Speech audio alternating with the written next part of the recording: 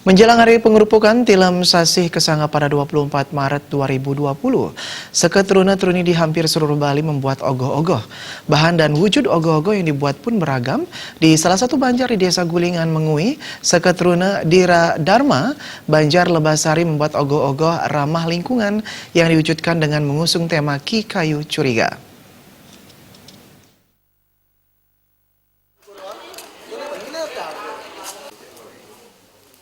Konseptor Genegura Panji menjelaskan, ogoh-ogoh ini membawakan tema Ki Kayu Curiga yang diambil dari filosofi perjalanan Ija Patuan dalam mencari atau menuju swargan dan bertemu dengan istrinya. Tema tersebut diusung untuk memuliakan kayu. Viekes sangat memodulikan keberlangsungan pohon, kayu, lingkungan beserta alam, sehingga membeli mengkorelasikan atau menghubungkan ogoh-ogoh yang dibuat dengan cerita tersebut. Hal ini juga tak terlepas dari tatwa, yakni ogoh-ogoh melambangkan sifat tentang buta kala, namun yang berhubungan dengan alam semesta.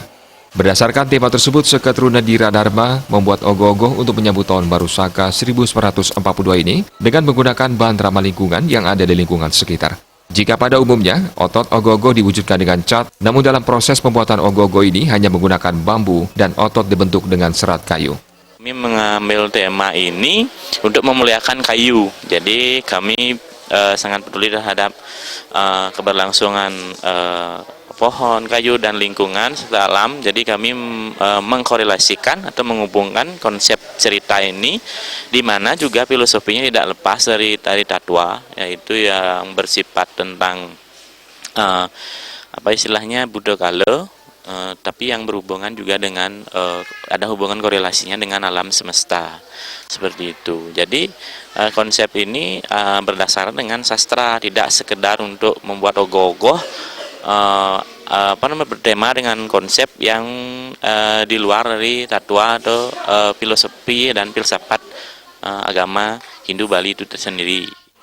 Dalam pembuatan ogoh-ogoh, tampak seluruh anggota STT baik putra maupun putri saling bahu-membahu. Ada yang memasang biji jagung untuk hiasan ogoh-ogoh, ada yang menghaluskan bambu untuk menutup anyaman, menganyam serabut kelapa, dan membentuk akar-akaran dengan rotan dan lainnya.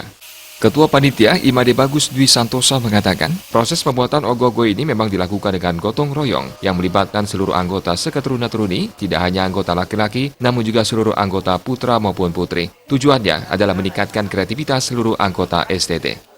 Ya, kita di sini emang melibatkan semua anggota, yaitu anggota putra maupun putri, demi meningkatkan kreativitas di STT Dira Dharma. Selain menggunakan bahan bambu dan kayu, seketruna juga menggunakan bahan rotan, pelepah kelapa, dan serabut kelapa. Ornamennya atau hiasan ogoh-ogoh menggunakan biji jagung dan kacang hijau.